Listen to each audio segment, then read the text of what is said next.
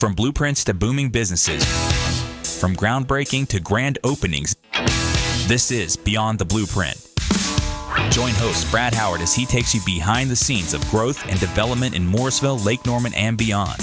We're talking with the decision makers, the planners, the visionaries shaping our communities, giving exclusive insight into what happens before, during, and after projects that define our region.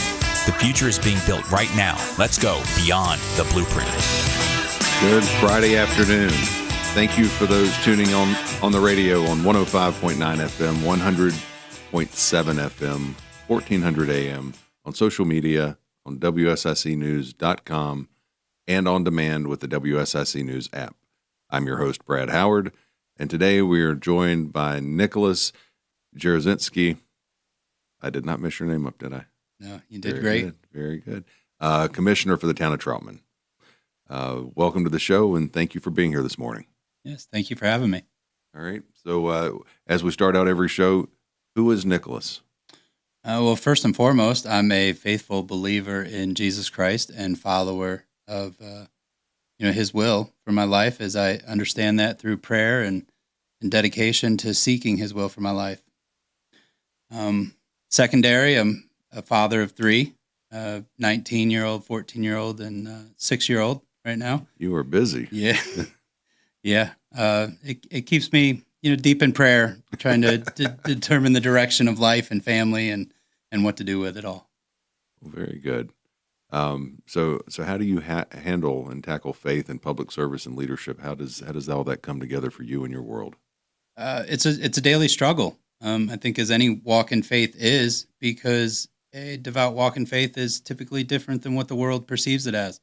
Even different as what many Christians perceive it as each individual has their own walk and identity in Christ. And it's kind of as they discern it and are led by the Holy Spirit and their understanding of that and what to do with life and decisions and how that relates to service and family and other aspects of life. Okay. Well, very good. How so digging more into who you are, where did you grow up? Tell us some stories. Tell us who you are. Help us identify with who Nick is. Who are you? Originally, I'm from Western New York. I grew up in a really small town. I believe the population was around 1,100. Wow. The old adage of walking uphill to school both ways in the 3 feet of snow. That's absolutely true. Oh. But other than that, I've lived quite a colorful life. Experienced a lot of things in life. I have 4 brothers and a sister. Come from a broken family, and just kind of experienced that in my own life growing up and understanding this walk. And yeah. And how we go from here. Yeah. So back into politics. So how did you get to Troutman? Well, I mean, obviously it was a much bigger town. Right. Yeah. Yeah. Well, when I moved to Troutman, no, it wasn't much bigger than the town I grew up in. Oh, wow. I moved here 11 years ago. My first interactions with Troutman were in about 15 years ago, about 2010. Okay. Coming up to the lake to go boating and different things. Stumpy Creek was one of the launch pads, along with the launch area near Highway 150 bridge. Mm-hmm. So originally I moved here to Indian Trail, Monroe area, though, and lived all over Charlotte for about 10 years. I thought maybe you came from New York to Troutman, so you went to Indian Trail and then up to Troutman. Okay, yep. Very good. So back into this, your family, we talked about public service. When did you make that decision to get involved? Was there a defining moment where you said, this has happened, I can't take this anymore, I have to run and make a difference? For me, the ultimate defining moment was being present in Washington, D.C. on January 6th of 2020. Before that, I had a desire to serve people. I've kind of always have been in the service industry my whole life, serving others' needs and their desires and wants. But after coming back from that event, something had just changed in me with purpose and with conviction. And it was when things really started to make sense that, we need good, godly, loving people in offices that care for others, not the seemingly more selfish people that are there seeking their own needs, desires, and financial benefits. Interesting. So go back to January 6th. Tell us about the day. If you were there, what did you witness? What did you experience? And what about that changed your life? Well, it's a pretty amazing story on how we even ended up there. I'd taken a last-minute family trip to visit family in New York for Christmas and New Year's.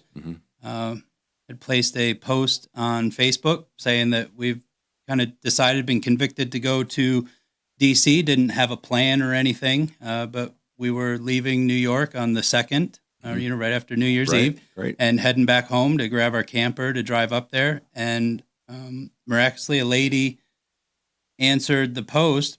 I didn't know who she was, just a Facebook friend, and said, "I'd love to go. Can you pick me up in Durham?" So we picked her up along the way. But before doing that, we had met another gentleman at a coffee shop the day we were leaving and invited him.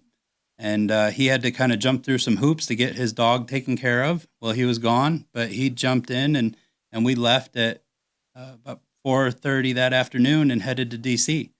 So random strangers you met along the way. Yeah. Wow. Yeah. So tell us about the rest of the trip. Well, when we got there, we woke up the next morning, and the campground that we had landed in and set up in late at night was filled with people there for the same purpose. As we walked around early that morning, I was talking with people, asking them what they were there for. They gave us an entire itinerary for the different events going on in D.C. It was amazing how prepared some of them were and the information they had to share on the different events to get to. We all kind of gathered. Another friend of mine, well, the gentleman I met that morning before, he's a devout believer as well. We just kind of talked about it and prayed about what direction to go, and we were led to go to the Washington Monument and Ellipse that morning. So we packed up, went to the nearest subway or underground rail station, and rode the train into D.C. Went right over to the memorial and the Ellipse, and it was an amazing experience. From the witness that I had, it was people who were full of love, encouragement, joy.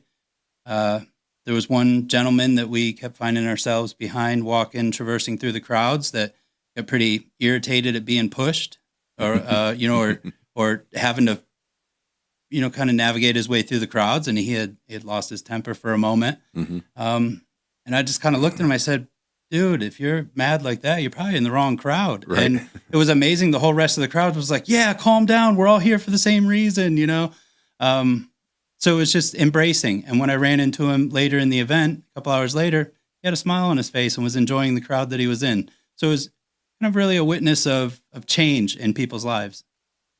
Very good. So it's interesting to have all the different perspectives, and you actually being there on the ground to hear that helps people understand it's not just what you see in the media, that there was another side to that day. Yeah. So, but no, we're going to take a break here, come back on segment 2, and we're going to talk about faith, politics, and public leadership. Again, Beyond the Blueprint, Brad Howard, and we will be right back.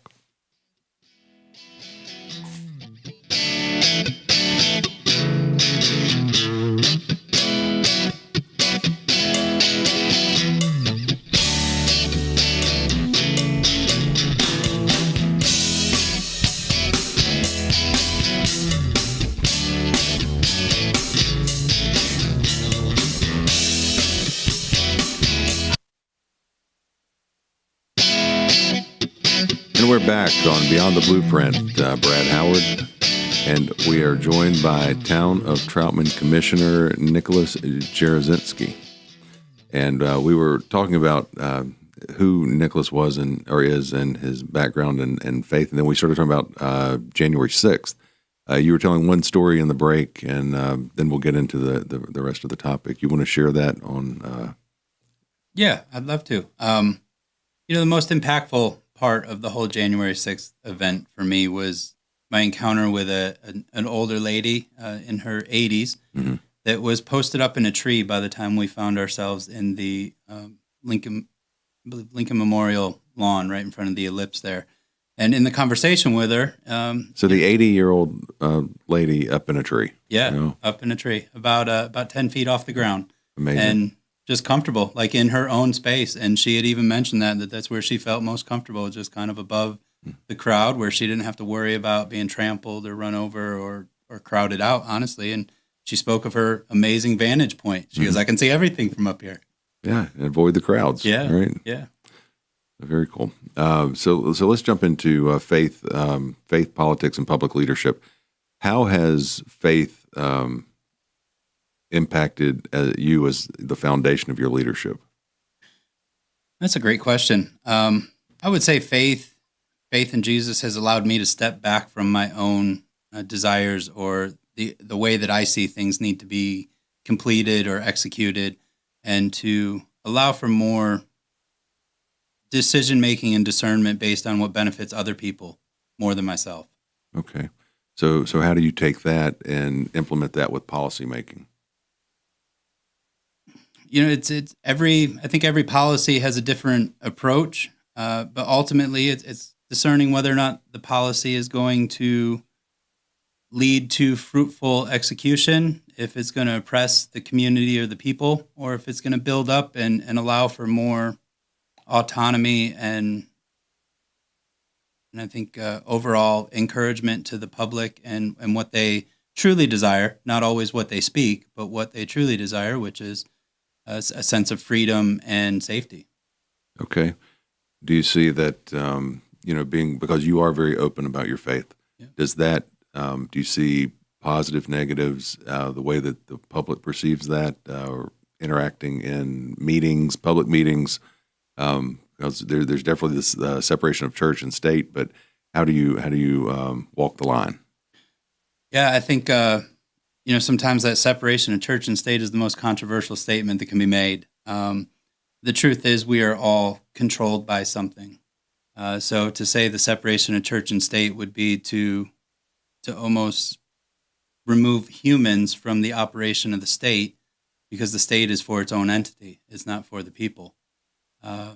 So the whole separation of church and state is, the fact is, humans are in place with their beliefs that they have, which make them a church, as their own individual beliefs, and it definitely directs how they interact with the state and the rules that they want to place on others.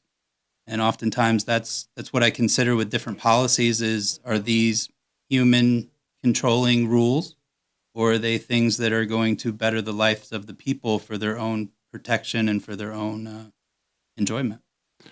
Okay, so that definitely the way that you speak, you're very authentic, and you don't worry about any public backlash, which I think is an amazing trait. It no less has come. There is. Well, Yeah. let's talk. What I mean, you don't have to share exact details, but help us understand. What it's like. I can only speak from the perspective of things I've experienced. Although for me, it has been at times very trying. I've lost some really close friends because they don't like the way the certain decisions go when they don't benefit them, or just the whole profession of handing it over to the Lord and surrendering my life to that and trusting that He's going to make the right decision and not taking control of things.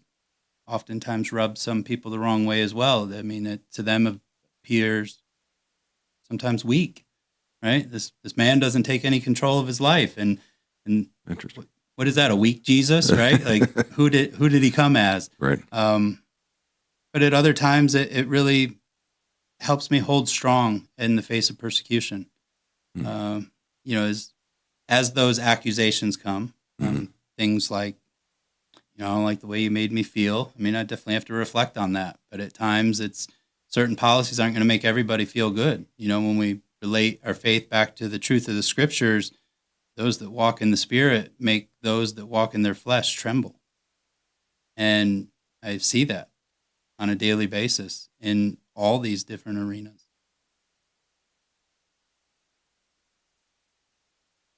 So, what do you see with the folks out there that may be non-Christian or other, just other, or maybe they don't believe, interacting in a public meeting or related to the policy work you're doing? How did they balance the line? I think it's situational. I've had many non-believers that I've had much more positive interactions with than I have actual professing believers. So each interaction is different. I don't know that I could pinpoint any one from the other. Right. Very, very, very good. There's a lot going on in Troutman, so we'll go from the deep side to the actual policy side here. So, what your 2-minute elevator speech or 60-second elevator speech for Troutman? Tell us about Troutman and why everyone should move there.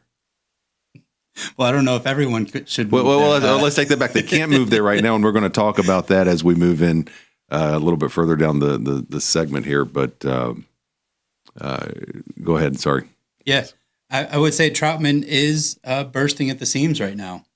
It's a great place to live. There's a great quality of life, kind of like, as I mentioned, the small town I come from. I live right in downtown Troutman. It offers the freedom of my children to move freely through the town, to walk or ride their bikes to the park, utilize the greenway, and kind of have that small town feel that you don't get in some of these larger cities with 4-lane highways through the middle of them, or even smaller towns where the states come in and put 4-lane highways through the middle of them. That's made, large roads for little children to cross if they want to go across town. Troutman has preserved that as it is right now with our greenway down the middle and just one 2-lane road. Even though it be a state road, it's still just a 2-lane road, which helps preserve the heart of our downtown and our small town feel. So, definitely a lot of growth pressure there. And we'll talk more about that as we go. But Troutman, you said you grew up in a town about 1,100. I think most of my life until the past 10 or so years, Troutman was around 3,000, 3,500 people. And I don't have the metrics in front of me, but I believe that there's maybe 8,000 people now, somewhere in that range. That's a controversial number, I would say. I've done right after I came into office, I did a population study of what I see, and then our municipal billing overlaid with that. Right. Currently we have about 4,500 customers that we bill water to. Okay. When you take that state metric of somewhere around 2 inhabitants per home, you come up with a figure of about 9,000 people. 9,000 people, right. So, but the census says that our population is somewhere around 3,500. Yeah, I've driven through Troutman. Yes. I think it's the latter number, and it might be a little higher. So, yes. No. And then there's a lot of additional growth that's permitted that's not built. Correct. Yeah. It's my understanding that we have upwards of 3,500 homes permitted to be built or applied for through division, through the process of the planning and zoning to build the development and that are not yet constructed. So over the next 10 to 15 years or however long it takes for those developers to construct all their homes. Right.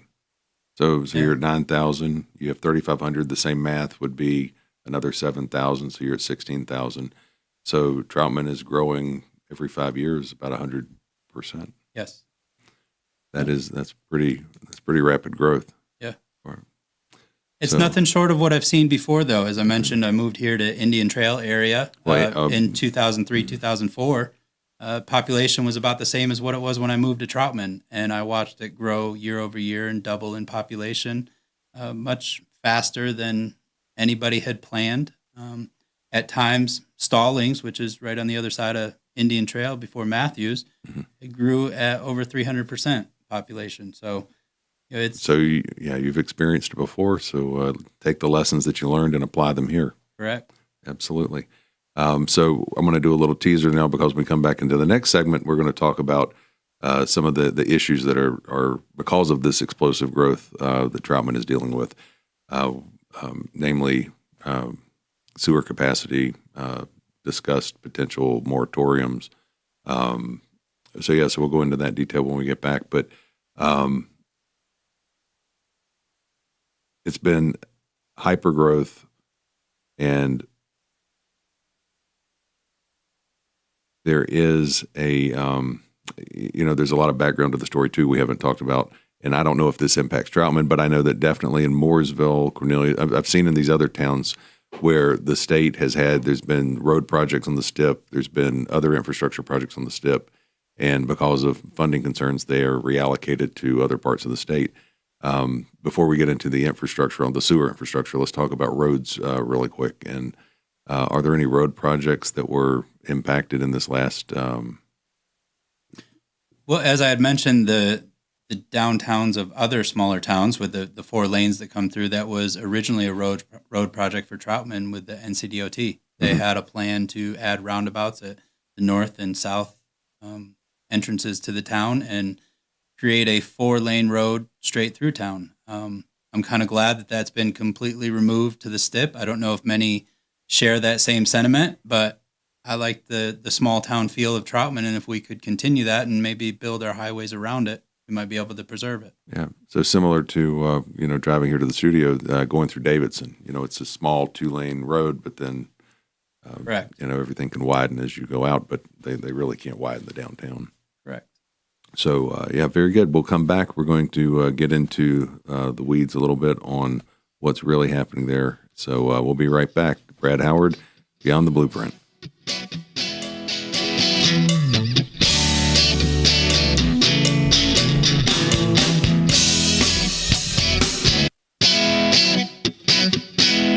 I'm Brad Howard, and we are back on Beyond the Blueprint with Nicholas Jaroszynski, and we have been talking about his faith in politics and Troutman, and now we're talking about the moratorium somewhat, and but now we're going to talk about what is really happening in Troutman as far as what the growth drivers, residential, commercial, starting with communities that are approved or in permitting or in development phases.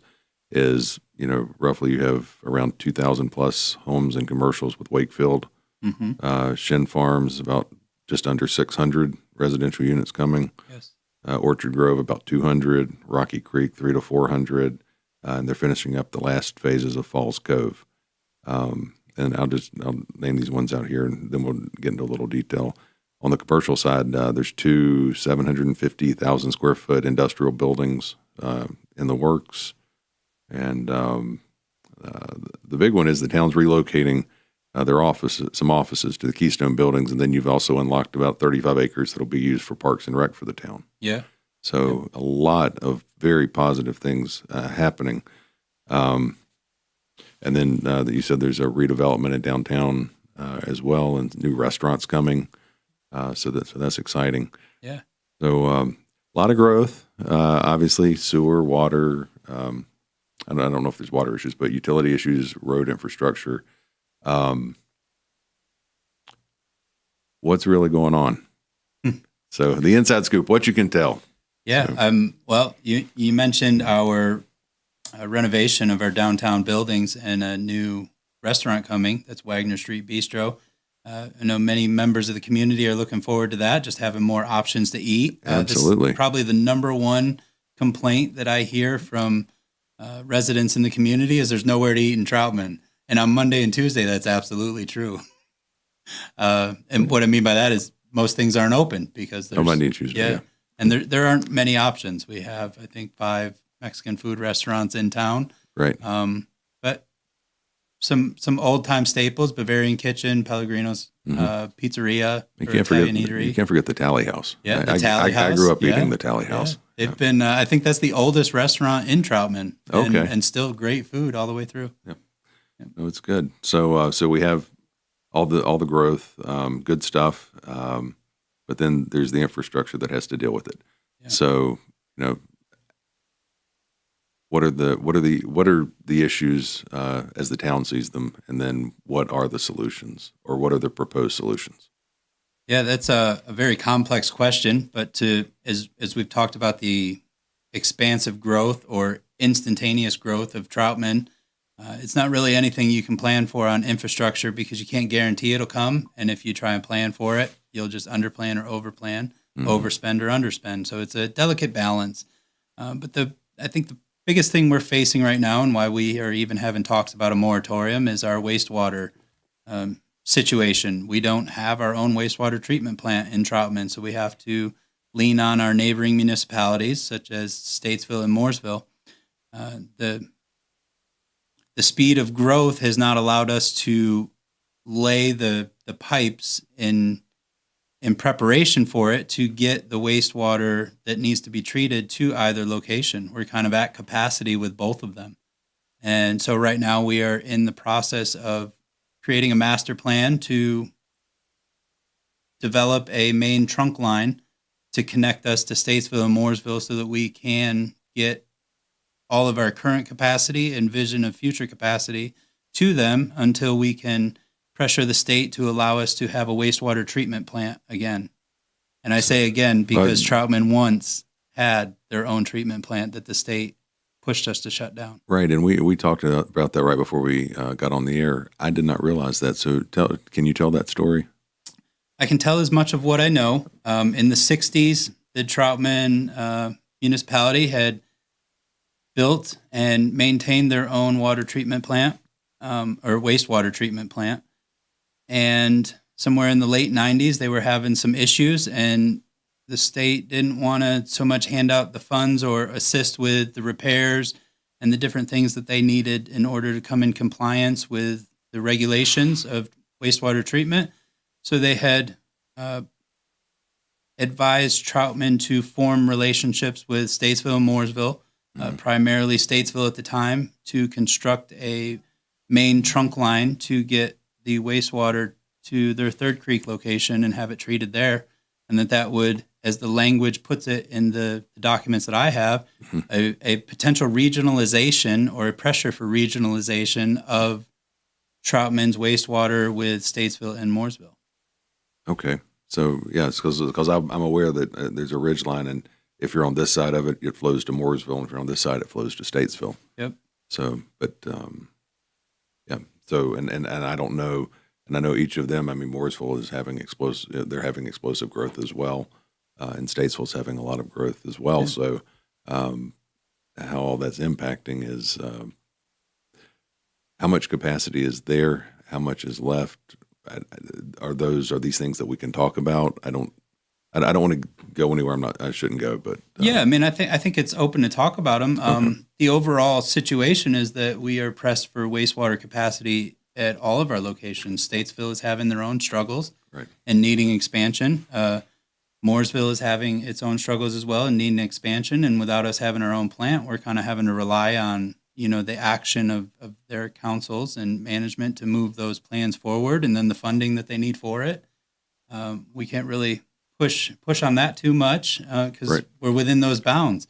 At the same time, as our municipalities go back and find out how much it costs to construct or expand plants, the numbers are astonishing. They're astronomical. Yes, yeah. Yes. So, and especially when you're looking at planning something 15 years out, if you budgeted for it now and you said we're going to build it in 5 years, and that was 5 years ago, your budget is probably close to double of what it was 5 years ago. Absolutely. And, just like I think, even from the county's standpoint with the school, I mean, look at the high school on Weathers Creek. I mean, it started out $80 million, and there was close to $180 million. Yeah. I most commonly just use the little joke when we're having these discussions in any kind of committees.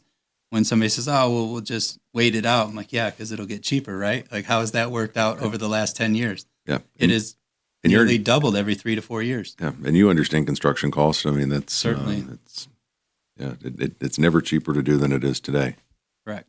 So yeah. So what are the plans for the town going forward? Or currently, we have a special meeting scheduled for September 24th, where we are going to discuss and vote on our moratorium language. Troutman is faced with a couple situations right now that we just don't have the ability to get our wastewater to either of our locations to even have it treated. So whether or not they can accept it is insignificant because we can't get it there. So what would a moratorium? I mean, what would that look like in Troutman? I mean, we just talked about all of these projects on the books. Mm-hmm. What would the impact of that moratorium be to these projects or projects going forward? Well, there's some very descriptive language in the general statute in order to enact a moratorium. Some of that language is projects that are already commenced, through planning, engineering, and other things, they have to. They're not affected by a moratorium. Right. They've already been through and been promised their approved. capacity. Yes, Right. they've been approved. So we can't roll back and say, well, now we have a moratorium. Sorry, bud, you can't build. We have to, and that's kind of the reason for the moratorium is we can't accept anything new, right? We have to deal with the situations that we have right now with everything that we do have approved and on the books and ready to be built.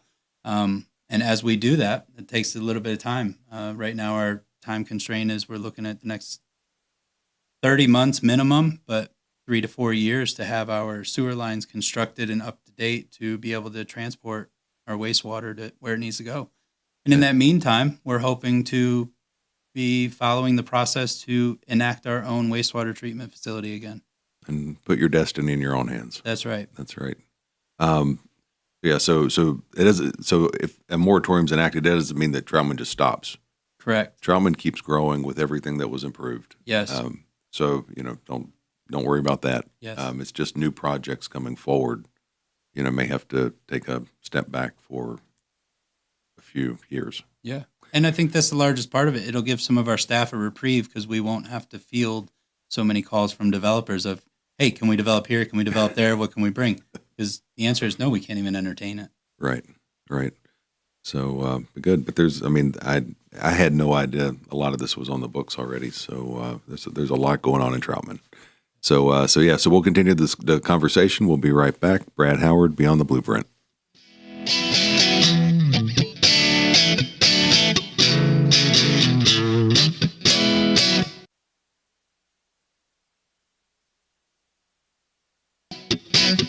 I'm Brad Howard, and we're back on Beyond the Blueprint on WSIC. We are talking about the town of Troutman. We've been discussing Nick's faith and how that moves him. Then we jumped into how Troutman is having some growth. Well, they've had explosive growth, and now they're having some growth concerns and issues and a possible moratorium and how we're moving forward. So to take the next step on this, you were really big on transparency and integrating the community and the integration of the community.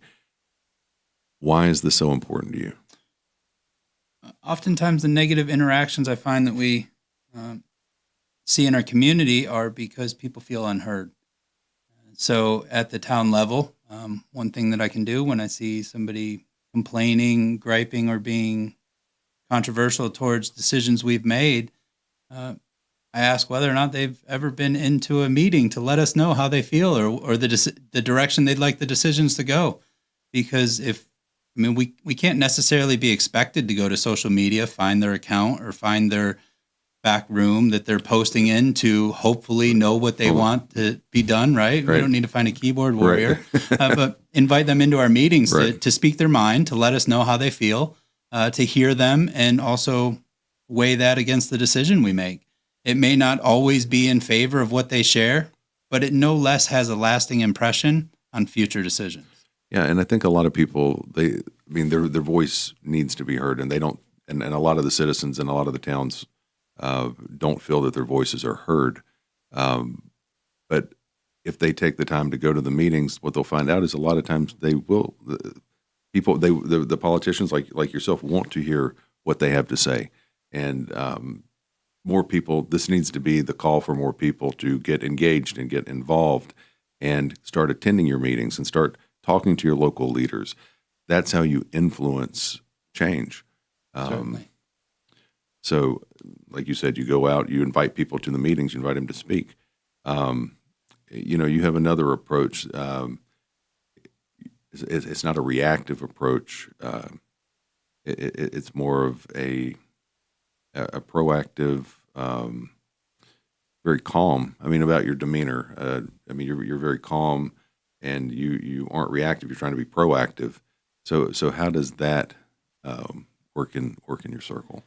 Well, it kind of goes back to the faith, right? Grace and mercy. Right. How somebody else chooses to express something, quite honestly, doesn't have much to do with me or how they feel about me. It has to do with the words that they're saying and what they want to be heard about. So able to be receiving that, It helps guide and direct the decisions or the interactions, and to receive the person and what they're saying, and to hear it and let it settle, and weigh it against different maybe convictions and beliefs that I have of my own. We're all out here trying to make everyone else better in our own way. We don't just always do it in loving, encouraging ways. Right. It goes back to harvest what you plant. Go back to the seed metaphor. Yeah. So, what have you seen? You've been here, what you said, 20? I've been in North Carolina for 21 and a half years, and in Troutman since 2014. Okay, so Troutman since 2014. What is the biggest difference? And again, you were not from the city, but in the difference between what you grew up in New York versus the North Carolina, and then let's take it a step further. Is it different in Indian land, Indian Trail versus Troutman, Lake Norman? There's a lot of similarities between what I experienced in the Indian Trail area and laid over Troutman. For a couple years there, Troutman wasn't growing very quickly. Very little new growth. Falls Cove was essentially the only development when I first moved up here. Okay. But now we have dozens of developments underway, and it's feeling more like what I moved into in Indian Trail, where you just kind of can't stop it. Developers come in and they buy land. Families sell out. The elders in the family die off. The children don't want to take over the property or the farmland. There's no feasibility or money in it, so it's just a tax burden. They sell it, and they sell it to the highest bidder most often, or the easiest one to deal with. And a lot of times that's the developer that is willing to just take it, develop it out, and move forward. Right. A lot of we've jumped around a lot here, all the way from what we talked about with you growing up, your faith, and the moratorium in Troutman and the leadership. One thing I want to come away with is understanding more about key accomplishments that you feel that you've put in place while in office, and what goals do you have? What unfinished business do you want to see resolved before you take whatever next step you do? It's kind of hard. My goals are to just serve the people, get their opinions and their thoughts on the direction they'd like their community to go, and that's involving most those that live here. I'm a big advocate for community advocacy boards, and integrating those in with town decisions. It's oftentimes the only way that we can truly know what the community wants. Otherwise, we're just there on our own premise. I interact with a lot of people. I spend a lot of time in our local coffee shops talking with people, walking down the road, or in the parks, and just hearing what they want. So my overall goals, I wouldn't say they shift as much as they move with what will better the entire community and draw to the people that live there, and make it kind of a destination that they'd like to visit, instead of jump in their car and drive down to Mooresville, or jump in their car and drive up to the events in Statesville. What can we create right here in Troutman as we build Troutman's identity? And ultimately, I'd like to be a contributing factor to the identity of Troutman. I like that. And talking about the identity of Troutman is, I noticed at first with the water tower went up and it says Troutman, and then the rebranding of the logos and everything else, and then the signage, and all of a sudden the community, it feels, and you can see it grow out to the interstate, and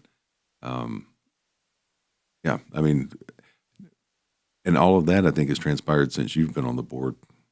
For the most part. Over the last 4 or 5 years, the rebranding has taken place. A lot of it seemed to be done in secret, as we were closed down for most of it during COVID. Oh, COVID. That's right. That's right. You're just driving through and these signs pop up. Yeah. But, following it, being that I'm right in the heart of the small town, right. I kind of saw that take place, whereas other people who weren't traveling much didn't. And you mentioned some of my knowing construction. I do own a small construction company, so it's I've seen a lot of that building all throughout COVID. I was very active in building for others because of the building boom. It wasn't just new homes. Right. It was renovations. It was decks, docks. People they were stuck at home. They were stuck at home. They didn't know if they could leave. They didn't know what they could do. And the most interesting part about that is not only did they know they could leave, they were actually building their spaces for things they would enjoy instead of just living in the home. That's a good point. Yeah. I did not think about that, but you did, because people didn't know, what was next. So they said, it's something I'd love to see. I'd love to do. Yeah. That's kind of how I relate Your question about my goals in Troutman. Right. What really sets people down to think about what they'd like to enjoy, not just live through. Right. Yeah. You can't go out with any regrets. That's for sure. We don't want to be looking back at the end and say, I wish I would have this, or I wish I would have that. Take the time now, say what you need to say to people, and just appreciate life. Yeah. And so many people just get caught up in something else. I don't really know how to put that into words, but just enjoy life and enjoy people. Yeah. But this is a great place that we call home, and you found your way here, and you're making your impact. And is there as we wind down, any points you want to make? Any lasting? I know we talked about your goals, and but any points that you'd like to share with everyone about what they can do to get involved, how they can reach out to you, how they can have their voices heard. Yeah. Well, last night, we had our council meeting, our regularly scheduled Thursday night council meeting. We had appointed 2 new members to a couple of our boards, our Board of Adjustment and Planning and Zoning Board, and reappointed another member. It's great because we had some vacancies over the last couple months, maybe up to a year. And we have community members that are willing to reach out and get involved. That's the best way to get involved, is to be on the boards that impact and influence the decisions of the elected officials. And those are the most direct lines. Planning and Zoning Board directly reports all their decisions and everything they go through in their different interactions directly to the board, and it helps us form our votes on the things that they recommend. Our Board of Adjustment, kind of controls the overall image of the town and what we allow and don't allow. And if somebody wants a variance for something new, they have to go through that board first. Looking to start a Parks and Rec and Athletics Board, and also a Land Use Plan Board to involve more citizens. Some of the hesitation in that is we don't have overwhelming applications for the current positions that are open. So how would we fill those boards, right? Well, and on that note too, is getting these people involved. One thing we haven't talked about is the 2025 municipal elections. I mean, the voter turnout, I know here in municipal elections is so low. How do we get people engaged and paying attention? I mean, everybody comes to your meeting, and I'm sure that they have their ideas and opinions they share with everyone up there on the council. But it's interesting to see how many people took the time out of their, I would say day, but the weeks around the election to actually go vote. They'll vote in the general election, but they won't vote. Well, this is a general, but they just don't show up to vote like they do for a presidential election. Right. In the off-year elections. Yeah. I think it's been the years of culture that have told us that the federal elections are the most important, or the election of our president is the most important. I will say those are very important, but the decisions that affect our everyday lives, yes, are the decisions made by our local councils. Right. The decisions that affect what you can do on your property individually is directly related to the local councils. Right. So the biggest thing, we've had this on several other shows, is how do we get folks engaged, right, to be involved in their community?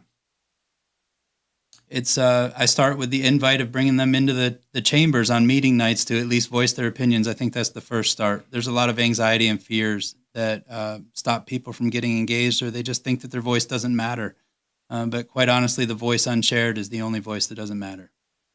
That's right. So everyone, just reach out to your local. If it's in Troutman, reach out to Nicholas or any of the other elected officials, and they're happy to find a way to get you involved. And if you live in any of the other towns in the listening area, get involved with your local. Get in touch with your local leaders, and just ask, how can I help? What can I do? Most people don't realize that the door is open. So take the step, open the door, and you'll be surprised how it feels good to be a part of it and help. So anyway, Nicholas, thank you so much for being on